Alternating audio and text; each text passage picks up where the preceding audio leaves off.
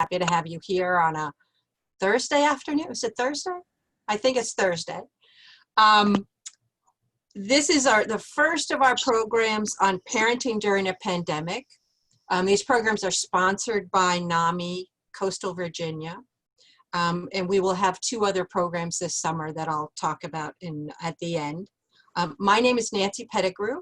I'm a volunteer with NAMI, and I am a parent with lived experience on this topic. I also teach our Children with Challenging Behaviors course. We have several other NAMI representatives here. We have Jen Williams here. Raise your hand, Jen.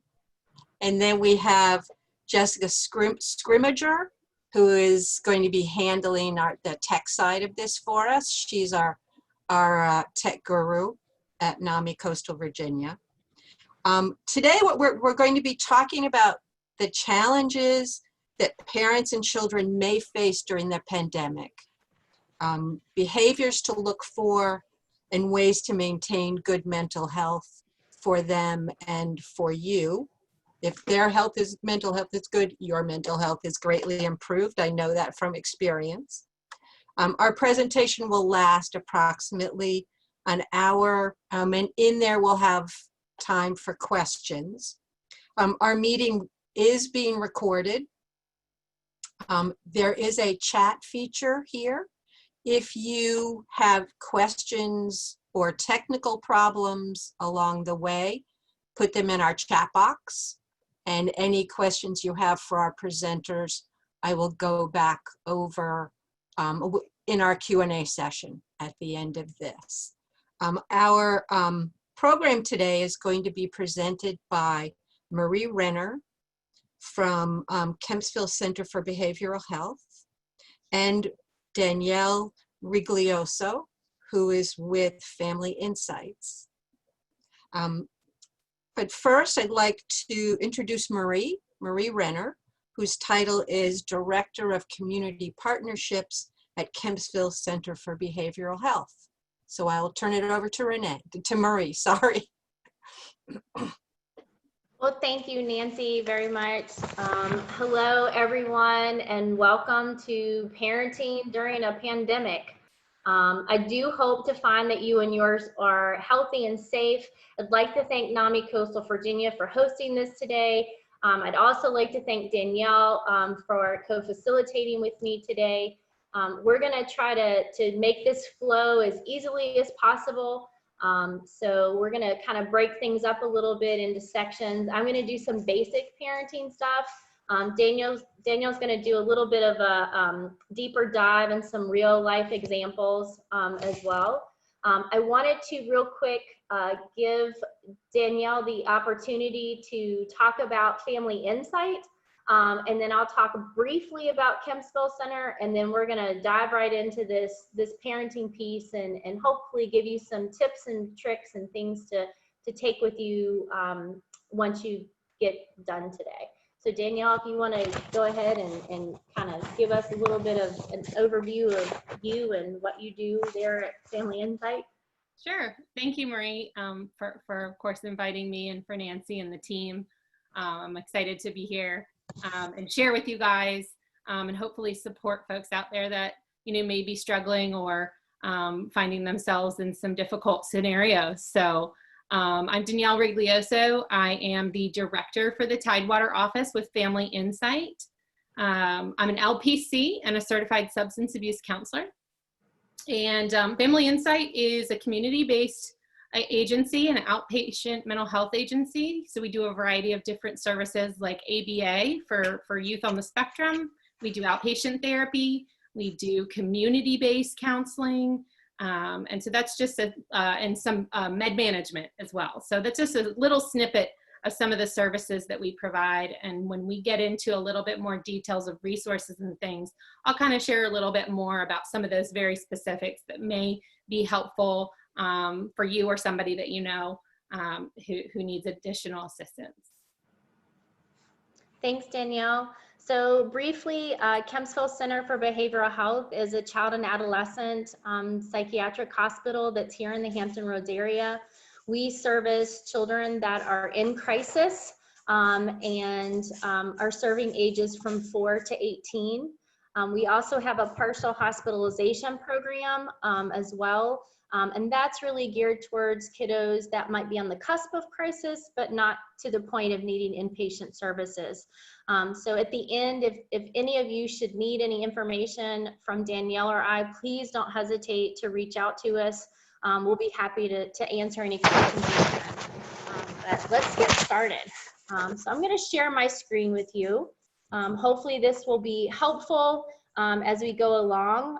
This is just a basic tips that we have that we're going to share today. So I'm sure everybody that's on this call as a parent, you're probably feeling a variety of emotions right now with regards to the coronavirus pandemic and the unrest about inequities within our society right now. You could be experiencing anxiety, fear, anger, burnout, confusion, and an overwhelming sense of chaos, or all of the above. We're in the midst of a series of events that many of us have not seen in our lifetimes. On top of that, your kid's school has been closed indefinitely with no real answer to exactly what the future holds around reopening. You may have been asked to work from home, or maybe need to continue at your job as if nothing has happened. Resources and viable options that were once readily available are either not open or available with restrictions and limitations. On top of that, you want to keep you and your kids healthy and safe and protect them from the chaos that seems to be mounting day to day. It's a lot to handle all at once. I know it is for me as well. That all stated, cut yourself some slack. Everyone is doing this with no practice. It's not like we've had a test run to try to figure all of this out.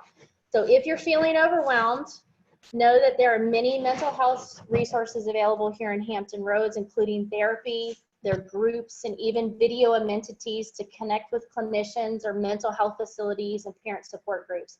And hang in there and stay healthy and stay safe. So the first thing on our list with regards to some quick tips is here's some things that you can do right now to help your children through this time. One is to ask your kids what questions they have. As parents, we tend to over-explain. I know I did this with my son. If your child asks where they came from, you might be inclined to start a big discussion about reproduction, when in all actuality, your kid just wants to know what city they were born in. And that happened to me, by the way. I can honestly say that we went down that we started to go down that rabbit hole, and thank goodness my son stopped me and clarified what it was he was looking for.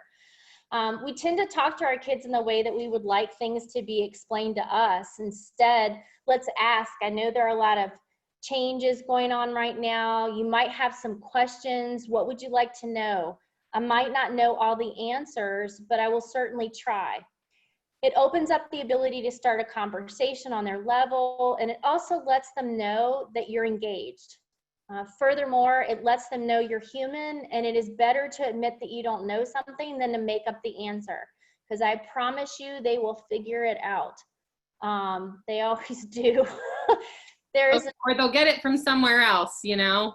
It's not the answer that you wanted them to have. Exactly.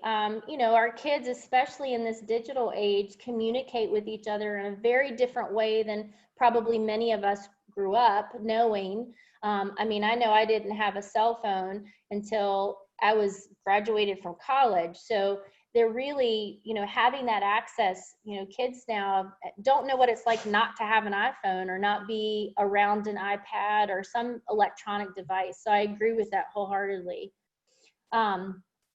One of the things too is, you know, if you have a situation where you're not 100% sure what the answer is, it's also an opportunity to find the answer together. It gets to be a fact-finding mission. And the opportunity to share the learning process. So I do suggest, you know, online, reputable, kid-friendly sites and discovering the answers together. The other thing I would say is check the content of the site first before you start, and make sure that the site is geared towards kids and obviously has some factual information. You're teaching your kids valuable skills during that time period and seeking accurate information and using critical thinking skills. The second thing on the list is to allow yourself to make mistakes. There is no way to be a perfect parent, but there are a million ways to be a great parent. Most of us have never experienced a pandemic or protesting and rioting to this degree before, so we're learning and experiencing new things as we go along. So allow yourself the freedom to make mistakes. If in a moment of panic you make up the answer to your kid's question, later research and answer and let your kid know that your answer wasn't quite right.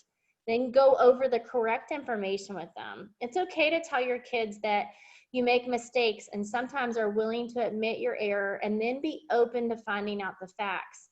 I know that will go a long way with children. And I know from my own experience, once my kid found out I didn't have answers to everything, it actually empowered our relationship with each other to go and research and find things out. So I definitely encourage with regards to that, if you make a mistake, letting them know that it's okay, but there's also ways to rectify it as well. Did you have any other things that you wanted to add to that, Danielle? Yeah, I mean, give yourself some grace. I can personally tell you when all this happened, I run the family insight practice. So, I have a heavy, pretty heavy job and my daughter is 10, she's in 4th grade. And so when we had already been home for 2 weeks. And so when that call came in from the school that they were going to close down, I broke down. And I think it's okay for your kids to see that this is hard for you too. And to give yourself some grace, because this is difficult. This is, I love how our CEO said it, that we are learning how to fly the plane while it's in air. So give yourself some grace. It's okay to be vulnerable with your kids sometimes. And again, like Marie said, you don't have the answer, that's okay. And we do all make mistakes. And we're teaching our kids a lot of really great skills when we do that, so that they can help sustain when they're older and develop those skills as well. So yeah, completely agree. So then that leads us to number 3 on our list of acknowledging your kids' fears. What Danielle just said, it's okay to not be okay and to acknowledge such. Tell them it's okay to have a lot of different feelings all at once, especially for younger kids. One of the things that I like to do is to actually draw 3 faces on a piece of paper. So one would be a smiley face, one would be a face with a straight line for the mouth, the other would be a face with a frown, and then ask them which one they're feeling like today. It's a really good place to kind of start the conversation to talk about feelings. It's also a good way for you to keep track of what your child's feeling like on a day-to-day basis. Let your kids know that feeling sad, angry, and afraid are all very normal feelings to have, and then talk about these feelings. Also, let them know that these feelings can come and go, and depending on what's happening in that day, how they may or may not feel. If your kids ask if you feel scared, it's okay to be honest and say sometimes, but here's how I'm helping myself with those feelings, or here's how I'm coping. It encourages them to have more tools in their tool belt. And then, talk about ways to practice stress reduction, such as deep breathing or, taking a walk. I think that's so important because I think we get so caught up sometimes in our own feelings that we don't always check in and see, exactly what our kids are feeling in that moment as well. So it's a great way, to obviously acknowledge where they are. I do apologize if you hear a lot of noise in the background. That happens to be my dogs. So I do apologize if that's loud. I hope it's not. But for whatever reason, they've decided to wrestle. So stop. Yeah, it's just real life. It's just real life, Marie. It's happening right now as we speak. Yeah. It's just what we're working with in this kind of environment, and what we have going on. And I wanted to touch on, talking to your kids about their feelings. If you have older kids, there are some really great feelings worksheets and different feelings. Where they have all of the faces and every feeling that you could think of. If you just do a quick Google search on the internet, depending on the age of your child, kind of want to gear that a little bit more appropriately. And there's some really good ones that have feelings that you don't even, angry, happy, sad, those are your basics. But there are more extensive ones on there that really help you navigate, where your child is at. And they have the word, frustrated, and then the face. And so really kind of exploring some of that with your youth. Sometimes they're mimicking what we're experiencing. And so, also being a little bit self-aware about where you're at.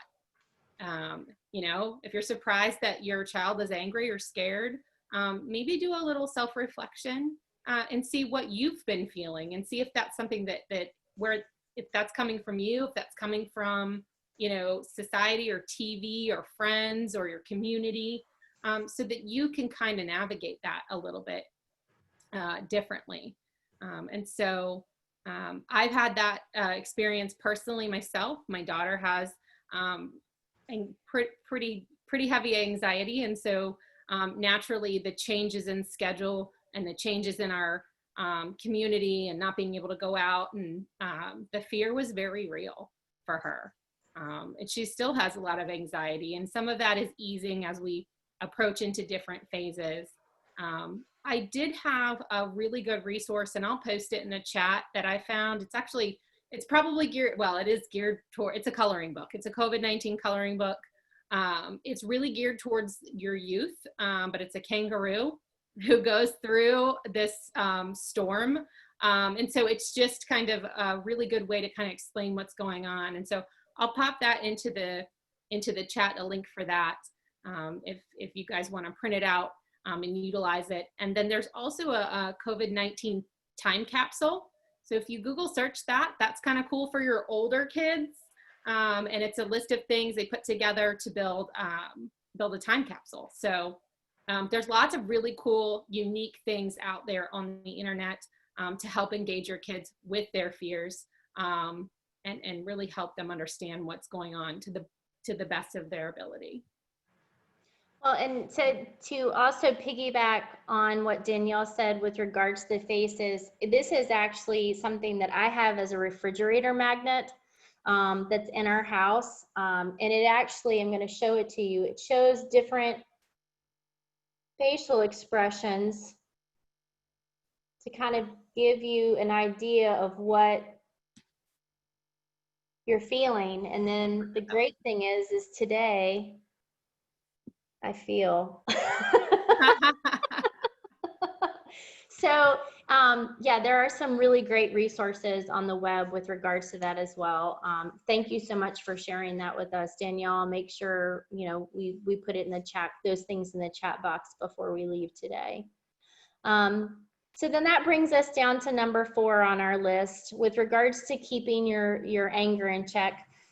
Usually kids are oblivious to what your feelings about and how we got to the point where we are. However, they may have heard you talking to a partner or a friend. You have every right to be angry and even enraged with what is or isn't happening currently. If your kids overheard you talking with others and ask why you were upset, explain that adults sometimes get frustrated about some things and talk them out with other adults. Emphasize that you are working to keep the family safe and healthy. This is really important, of course, for our little guys, our younger kids, because they really do feed off of the energy that we give them. Another situation that could be compounding things for you is regarding finances and making ends meet. That is really something that you have to kind of keep in check when talking to your kids, and make sure that your kids are not around when you discuss this with other adults. There's a difference between saying to your kiddo in a calm voice, we won't be able to get that toy this month, versus shouting out, we're running out of money. Running out of money is an adult situation, and younger kids really can't process what that does or doesn't mean to them, or what it means for the family. So it really is something that you kind of have to take with a grain of salt, and have those conversations with your peers or friends or family, whomever you decide to have that discussion with, and maybe not the kiddos. Yeah, Marie, can we touch on snacks real quick? Sure. Yeah, we're talking about finances, and with your kids at home, and you're busy and you're working, or you're taking care of little ones, or whatever the case may be. It is obviously a little bit more expensive to have everyone home. Mm-hmm. And my child, unbeknownst to me, my child plowed through a hefty amount of snacks without my knowing, because when I'm on meetings like this, she's not allowed to talk to me. So Facebook is wonderful sometimes with some really great ideas. And so we ended up taking a basket that sat on the table, and I would prep it every night or prep it in the morning. And this is your food for the day. These are the only snacks that you can have. And then what I did in the refrigerator is I made like a little spot of like a yogurt, maybe a sandwich, whatever she had for lunch. And this is your spot. So we're not going to eat 2 or 3 yogurts or 4 bags of chips. There's 1 bag of chips. You get 1 fruit roll up. We're not going to plow through those. Groceries were getting expensive. And you're wondering where everything is going. In addition to that, though, I know if you're in the Virginia Beach City Public School System, they've been doing lunches for everyone. There's no criteria. If you need lunch I don't know if they're doing breakfast, but I know they're doing lunch, milks, things of that nature. You can actually go up to the schools that are listed on the website, and they provide lunch. They are doing that throughout the summer. So a great thing to take advantage of, as the schools have lots of food that they could not get through that's going to just expire. So some really good resources out there. And again, setting some boundaries, setting some rules and some limits in the home, which includes foods, which helps with the budget. Agreed wholeheartedly. And in addition to Virginia Beach, several of the school districts that are here in the Hampton Roads area are doing very similar things. So if you're not familiar with what is going on with your particular school, I would definitely encourage you to reach out to the public school system, whether it's your individual elementary, middle, or high school, whatever the case may be, so that they can at least give you the scheduling of when the food distribution is taking place.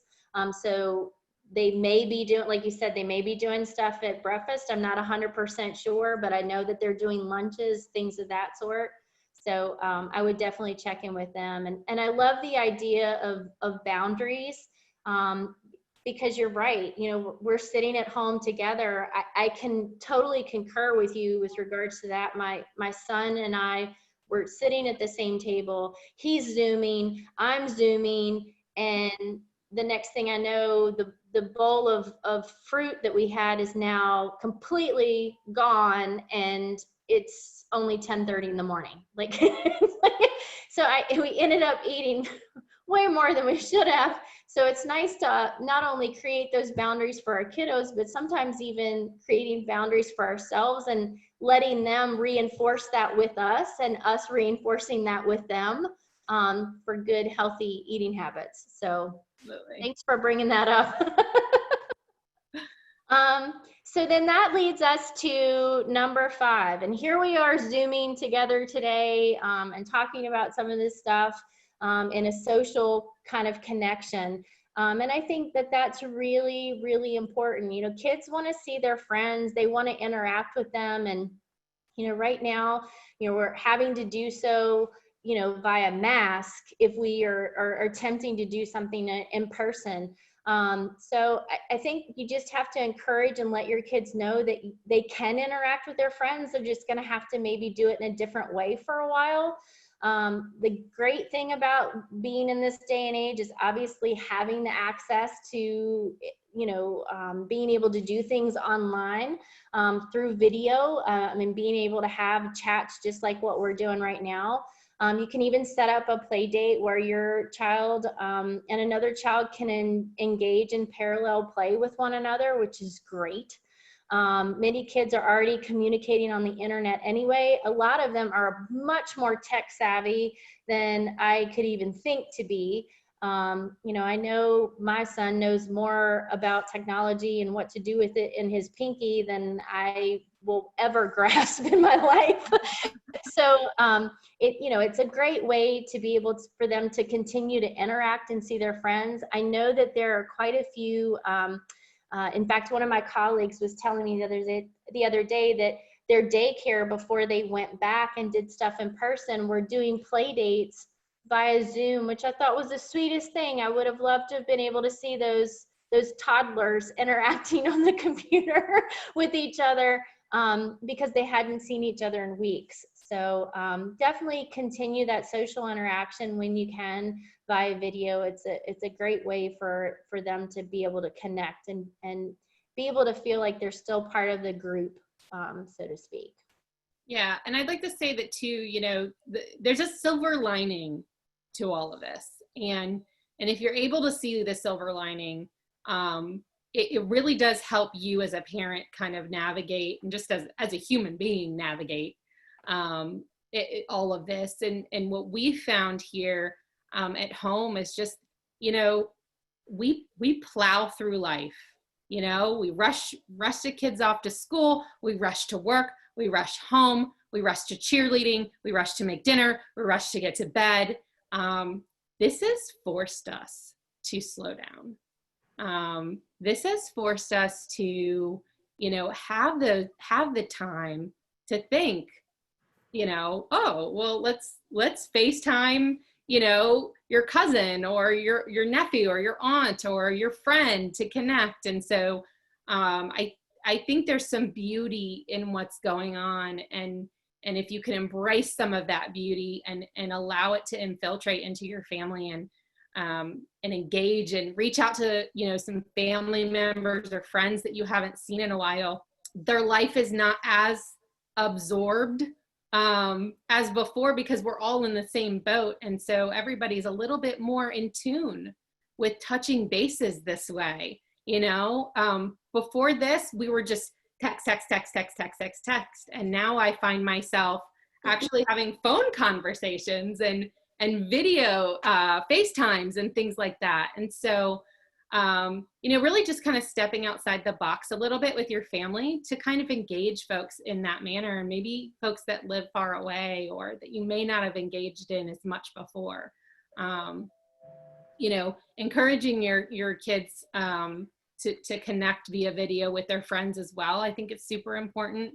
I do like to just have that little caveat of something that personally, just in the last week that we've been navigating, growing up, I didn't have, I'm Marie, I didn't have a phone until cell phones didn't exist. But at the end of my high school year, they came in like leather bags that plugged into your what are those, cigarette lighter? And I don't even think cars have those anymore. So, it was emergency only. It was very expensive. It was corded, all of the things. So, one of the new challenges with this technology piece is the good news is that my daughter is now connecting with some of her friends. But guys, I wasn't allowed to talk to boys on the phone when I was, not even when I was like 16. So now I'm entering this world of like, okay, the neighbor, he's a young fellow and he is calling you, and is this okay? So it's just a friendly reminder that, times have changed, but that we still need to monitor, check in, have those special apps and things connected on whatever device your child is using, monitor, make sure that it's age appropriate, things of that nature. And so I just had that little light bulb moment today this morning, actually. I'm like, a boy's calling you, and wow, I was definitely not allowed to do that. But now I'm thinking like, okay, in the future, you know, you're not going to be allowed to call boys. So, you know, just reminding that this is just a temporary time where might be okay. So, you know, just thinking ahead and thinking about those different things that our kids are experiencing that we may not have. So lots of changing times in addition to a pandemic. So. And you're absolutely right. We're learning how to fly the plane while we're building it. So it's totally, I agree with that phrase wholeheartedly. There's some moments that, and I don't know if other parents feel like this. It's like, okay, I don't know what I'm doing right now. Like, I don't know. And I'm literally having to stop and pause and go, okay, I'm going to do this today. And that's what I plan to accomplish, like making myself a list and kind of going through it. And part of that list is, who have I talked to today that I haven't talked to in a while? Or who have I reached out to today and had a conversation with? I do love the interaction of being able to talk to people on the phone, just because I'm a little old school. But it's given us the opportunity in this household to be able to do that with some of our older relatives that we talked to them, we reached out to them, but like you said before, we're rush all the time. And then we connect when we can on the weekends, or we connect when we can, like right after dinner. And it's like, I get it. I totally get it. But it's been good because we've been able to then have some of these conversations, like you said, and really address some things about what's priority for us in our lives and in our families. And then also too, making connections with people that either we haven't connected with in a while, or connecting with them more. So I love that. I'm glad I'm not the only one. So that then leads, ironically, into us talking about the news. And I'm going to share really quickly. I shared this with one of my colleagues the other day, and she was like, oh, I didn't even think about doing that. I don't know that it's necessarily the absolute best practice, but I've shared this with the folks at NAMI before. I have 2 days a week that I absolutely disengage from social media, and I absolutely disengage from the news. It gives me and my brain a break, so that I am not constantly inundated with negativity. I'm the kind of person, I can speak for myself in the fact that I feed off of the energy of the people as well as the things that are going on around me. So I've just, as a practice, have just learned to, okay, I know on this day, tomorrow, I'm not going to have access to my social media. I'm not going to watch the news when I get home. And it's been a huge thing. So while it's really important for all of us to keep up to date and want to, hear what's going on, there's just certain things that, especially for our younger kiddos, that they just don't need to know.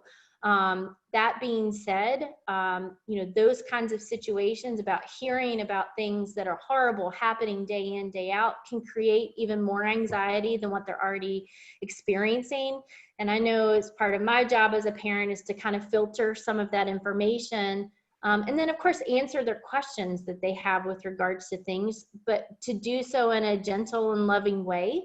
And also, be able to do some then research with them. Should there be a question that they ask that I can't answer, or be able to engage with them in a way that's appropriate for them.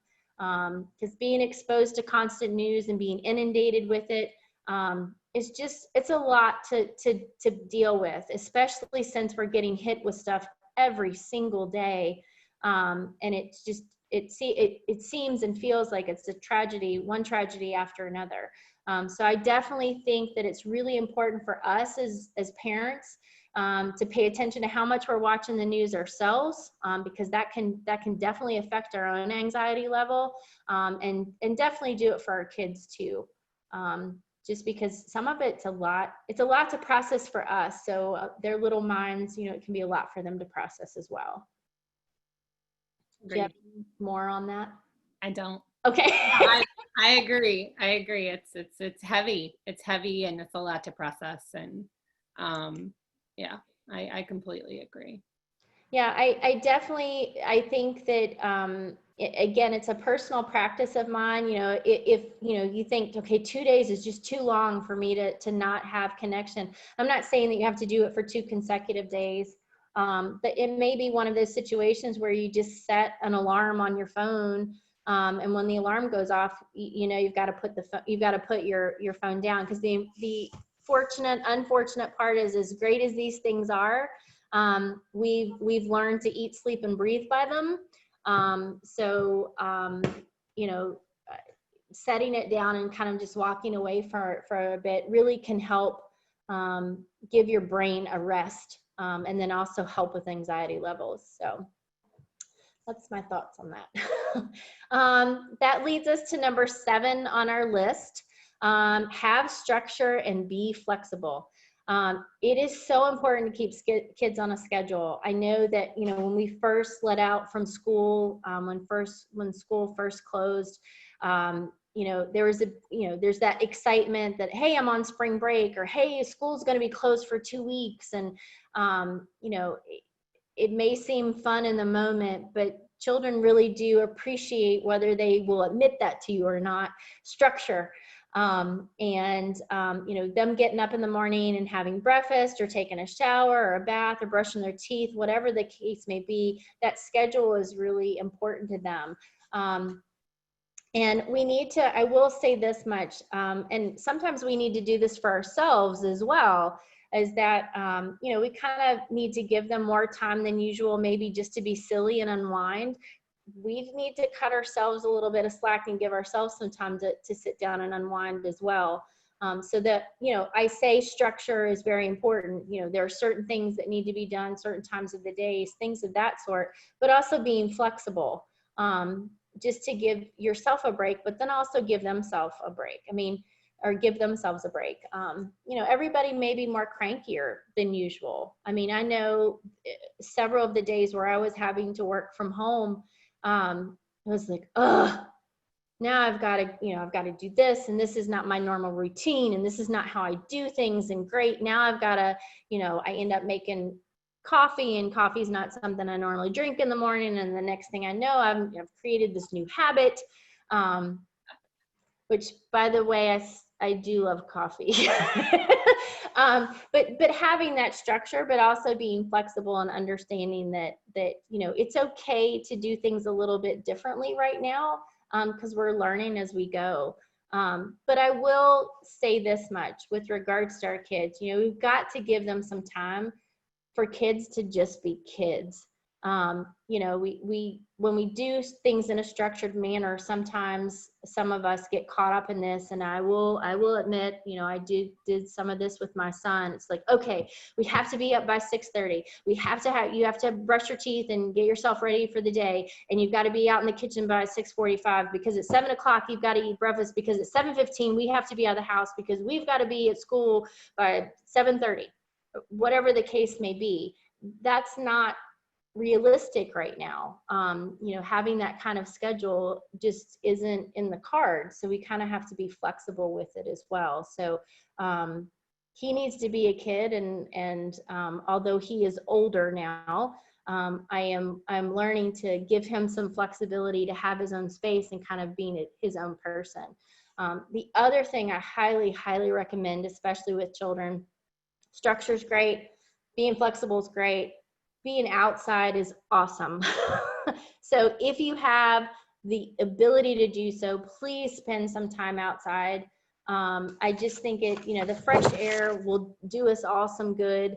If you don't have allergies, probably should have thought about that. But I do think that fresh air is important. We live in a beautiful area and have some wonderful parks. We also have a wonderful beach. We have some great places that we can go that are outside, even if it's outside on a back deck, or even if it's on your front porch, or whatever the case may be, just to give them space and not be contained within 4 walls. I think that some fresh air will do us all some good. So Agreed. And I want to piggyback off of Marie just about structure and a schedule. And I know that I personally work better. Prior to COVID-19, I was a paper planner, had to have my paper planner, my favorite pens, in order to function. Mhm. I have now transitioned to Google Calendar, but yes, I know I haven't opened my planner in weeks. So this is very new for me, but however, I believe that as adults, we function better with a schedule. And so if we function better as a schedule, guess what? Your kids are going to function better with a schedule. We know what to expect. Our kids, they don't even sometimes know what day it is or what time it is. So if you can set some expectations, in the morning when you wake up, here's what our plan is for the day. We're going to have some breakfast. I have a meeting. We're going to have to be real quiet during that meeting. But then we're going to take a lunch break and we're going to go for a walk, and so just kind of setting the tone for the day and what the expectations are. I think this really comes into play as we move into the next school year. So I understand that we do not have a solid, formal, report from our local schools. But we're understanding that we may go back kind of like a 50-50 deal is what I'm gathering, a couple virtual days, a couple days in school. And so I just think that instead of waiting until that happens and you get that information, that you start those discussions now of, when you're talking about what's going on with COVID-19 in our community and why are people wearing masks and why do we have to wear a mask and when's school going to start again and things of that nature, that you start those discussions early, so that they can kind of start priming and knowing what they're going to face come the fall. Because you have to remember that we haven't been in school since March. So it's going to be even going back to school for these guys is going to be a shock to the system. So it's going to be difficult for many of our kids to transition, and especially if our kids also have anxiety, other mental health issues or struggles, our kids on the spectrum, things of that nature. Just across the board, everybody functions better with some kind of expectation and understanding of what's going on, and then a schedule. And so I encourage you all to begin having those discussions. I love the can-dos and must-dos for the day.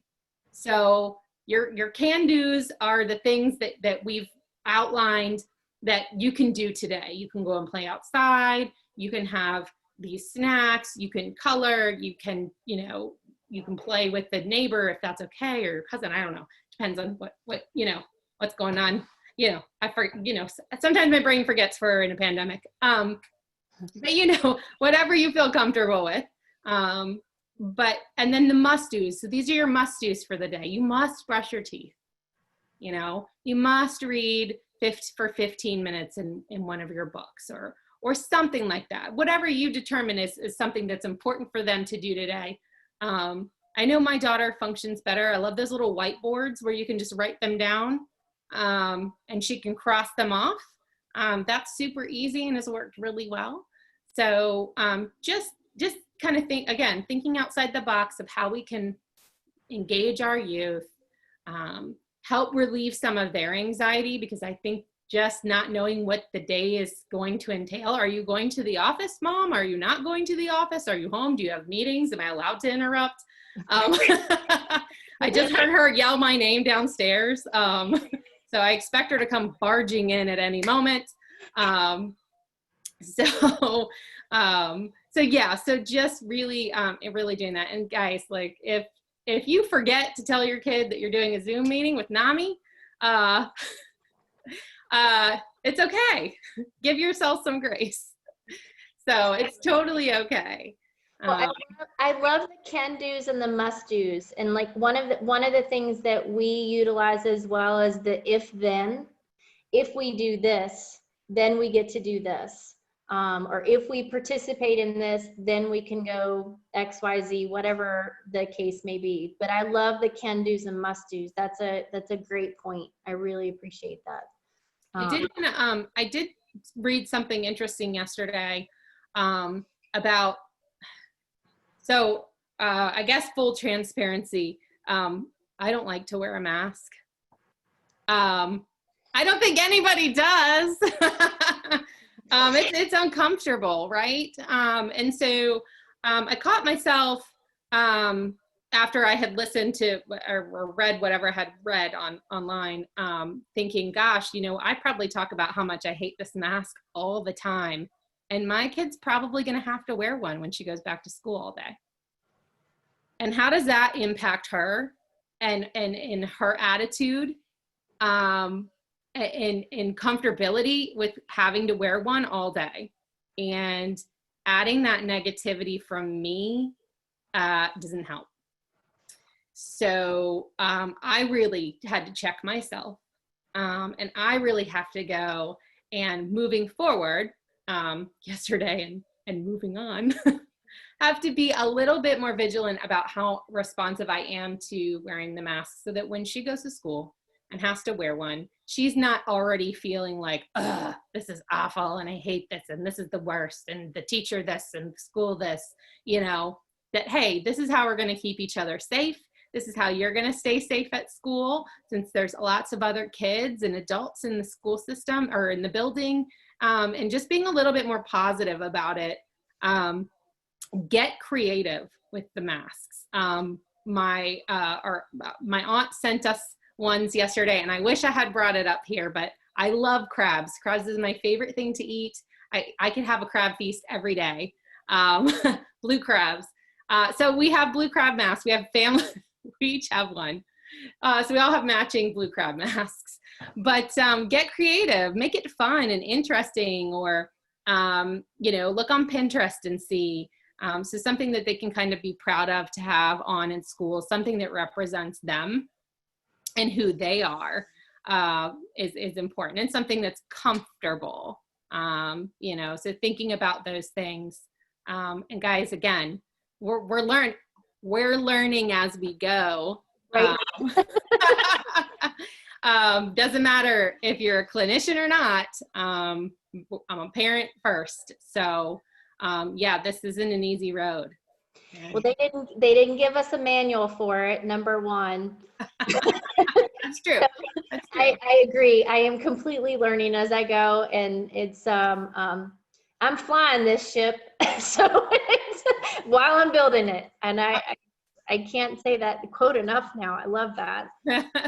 Yeah, I agree. And I think the mask idea is a great idea. It gives them the opportunity to have some individuality and do something a little different. And I'm sure there's probably something out there. I haven't seen it, you know, I haven't researched it to be able to say, but I'm sure that there's something, like you said, on Pinterest or Instagram or somewhere out there that shows you how to decorate your mask, or like you said, have a custom one, which is awesome. Which, by the way, we're going to have to talk about that blue crab mask later. I might have to Mr. Help to get one. On one side, it's the blue crab, and on the other side, when you flip it, you know how they turn red when you flip it? They're red on the other side. Awesome. Yeah. Awesome. Well, I know that our time is coming to an end, but the last thing I wanted to touch on, and I know we've kind of touched on it a little bit briefly as we've talked today, but is really practicing good self-care. One of the best things any of us can do for our kids at this point is to take care of ourselves physically and emotionally, and that means taking extra good care of ourselves during a crisis. Kids watch us like hawks for what they're supposed to do during a time of stress. They pay attention to that, and we're their role model. So what we're teaching them at this point in time, as far as appropriate stress reduction skills, they're going to pick up on that. And those are the kinds of things that we want in their tool belts. We want them to be able to tap into that when they need it. And this is one of those times where we've got to be a really good example in taking care of ourselves, so that they will do the same thing in turn. you know, one of the things that we will do at the center and have even done with my son is doing deep breathing. And that's something that is really simple that can be utilized through an app. Or if it's not, you know, if you don't want to download an app, but you want to just do some deep breathing exercises, Foursquare is something that I recommend. And it's literally taking a deep breath in for a count of 4, holding it for a count of 4, and then breathing out for a count of 4. That's a great tool. The other thing too is, you know, sometimes we've got to say, you know, I need to take a timeout. Like sometimes parents need timeouts. I've had my son actually say to me, because I've said it so much to him, you know, he's turned to me and been like, you need a timeout. And when your kid tells you that, you're like, wait a minute, who are you? But at the same time, it really kind of gives you the chance to recognize, hey, you know what, you're right. I do need a minute to kind of have a moment to myself. One of the things I do utilize as well is I have a girlfriend. She and I check in with each other every other day. And the job is that she's my relief person and I'm her relief person. And it literally is to say, hey, what's going on with you? Do you need me to help with the kids? Do you need me to help do something for you, or vice versa, so that we can have those breaks that we so much need. So I encourage that as well. I mean, it takes a village, I believe, to raise a kid. So sometimes we've got to tap into that village that we have to give ourselves a break. So I definitely encourage that. I will say that, you know, obviously things are rough now. We don't know how much longer this is going to be. You know, I know in the future times are going to be different and things are going to be different. To what extent, I'm not obviously 100% sure.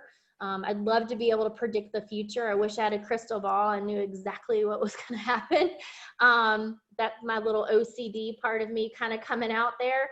But you know, obviously I don't. So I'm literally having to learn to go with the flow, and having that grace that Danielle has talked about, I think is so important. I think we, you know, those, and I'm not knocking dads, please don't take that, I'm not knocking dads, but I think some of us, some moms in particular, want to be these super moms and feel like we've got to be able to do it all. So take a step back and seriously cut yourself some slack. Again, I said this earlier, we're all doing this with no practice. So I want you to hang in there. I want you to stay healthy. I want you to stay safe. And I want you to utilize the resources that we have here in the community, whether it be your intimate group of family and friends, or if it's tapping into NAMI, or if it's tapping into Family Insight, if it's tapping into Kempsville. You know, we're all in this together. And we want to be resources for each other, and self-care is a big part of that puzzle. So. Absolutely. Maria, I want to tap into that too, is that, you know, one of the things that hit home for me, you know, as a clinician, you're always hearing self-care, self-care, self-care, self-care. That's like, they shout it from everywhere, you know, and we go, yeah, you know. And I was in a training last year, and the trainer said, what do smokers do? And we said, well, they take smoke breaks. Oh yeah, okay. So what do they do? Well, they go outside, right? So they step away from work, life, whatever. They breathe in some fresh air. They breathe in fresh air. They get a little sunshine, right? And they get what, 5, 10, 15 minutes to just, you know, have some peace and quiet, have some time with their thoughts, to chat with somebody, you know, maybe non-work related. And so she said, take a non-smoker smoker's break. And so that really resonated with me, because I tend to just plow on through the day. And so maybe just setting some reminders for yourself to take a break, step outside, breathe in some fresh air, do your Foursquare breathing, you know, do some reflection, do a self check-in. Where am I at today? How am I doing? And yeah, and allow yourself to do that. And self-care can be a variety of different things. It can mean that you take 10 minutes in the afternoon to paint your nails. You know, it can be very simple. It doesn't have to be anything elaborate, but allowing yourself that time. One thing that I always tell some of my patients is to put it in your planner or your Google Calendar. So put it in your planner, build it in, because you cannot take care of anyone else, including your kids, if you're not taking care of yourself. And so please make sure that you are practicing good self-care. And one of the questions I kind of want you to ask yourself now, or maybe jot it down for you to think about afterwards, is what am I doing for self-care? And what do I have planned for this next week? And really challenge yourself to think outside the box and to Google some self-care activities, you know, if you're stuck. But that's super important. Also, just a general reminder, there are a lot of resources out there. You know, Family Insight offers counseling. We have a crisis service as well. We do a lot of different types of services, parent coaching, things of that nature. NAMI has a lot of services available. Don't be afraid to reach out. Those of you that are in need or your families are really struggling, of course, are more than welcome to call our office and ask for resources and be happy to guide you. I know that's something that I believe you can do with NAMI as well. And, you know, we here are a plethora of resources for you and here to support you as well. If you're just not sure what direction to go in, or you guys are struggling. It may not be a service that Kempsville provides. It may not be a service that Family Insight provides, but we will guide you and support you regardless. So. Absolutely. We're all in this together. Mm-hmm. Thank you so much. This has been incredible. I wish I had it when my kids were little, but they're not anymore. Thank you so much. I really appreciate it. Marie, do you want to unshare your screen for us? I probably should do that. Yeah, that's okay. You don't have to. There you Thank you, everybody. This was incredible. We have a few minutes for questions and answers. We're probably going to be going over a little bit over an hour, but that's okay. Just hang out if you want to for a little bit longer, everybody. If you need to drop off, go ahead and drop off. If you have a question, we have a lot of people on here. Do you think, Jessica, raise hands or put it in the chat? Either one. I just opened the chat box so that people can just chat and everybody can see it. Or if you guys are on your computer, on your phone, if you click the participants button at wherever your toolbar is, there should be a raise hand function and you can do that as well. Or if you have your video up, you can physically just go like this and we'll figure it out. Okay, so we'll open it up for questions for a few moments. I did put the website in there and the phone number. If you guys need anything or want to reach out, you're more than welcome when you call the office. I may be working remotely. If you want to speak specifically to me, just ask for me. They'll get you over. Fantastic. Thank you very much. Let's see. Do we have any questions? Okay, it looks like, let's see. Are there any support groups? That actually is a fantastic segue into where I was going to head us next. What I want to talk about to close us up is talk about what NAMI Coastal Virginia is doing. We have a wealth of support that's available right now. We have all sorts of support groups. We don't specifically have a support group for children. We don't specifically have a support group just for parents, but we do have a family support group that meets once a month, I think. I don't quote me on any of the details I'm going to give.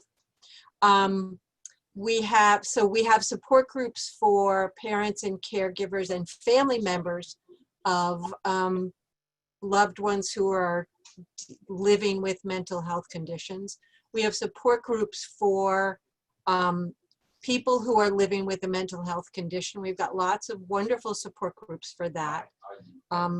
We have lots of resources on our website, and I'll give you the website in a minute. Actually, if Jen, could you type the website into the chat? That would be helpful. Thank you. Did. Hmm? Jessica did. Jessica, awesome.